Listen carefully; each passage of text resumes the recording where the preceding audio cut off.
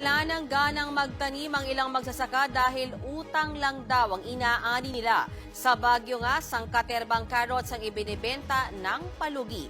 Nasa frontline ng balita yan, si Elaine Fulgencio. Pinagkaguluhan sa gilid ng kalsada ang sangkaterbang carrots na pinamimigay na sa Baguio. Ganyan din ang sitwasyon sa Benguet. Yung iba naman, bagsak presyo ang bentahan sa halagang 10 piso kada kilo. Napakalayo niyan sa 150 pesos kada kilong bentahan sa Metro Manila. Ang itinuturong punot dulo ng bagsak presyo, ang pagpasok ng mga smuggled na carrots galing China na sinabayan pa ng mababang demand ng gulay noong holiday. Ayon yan sa La Trinidad Trading Post. Yung pagpasok po ng smuggled vegetables is matagal na may nagmi-meeting ng mga asosasyon dito para matigil yung smuggled importation pero hindi pa rin, ma'am. Parang mas lalong lumalala. Dahil sa pagkalugi, ang ilang magsasaka nawawalan na ng ganang magtanim.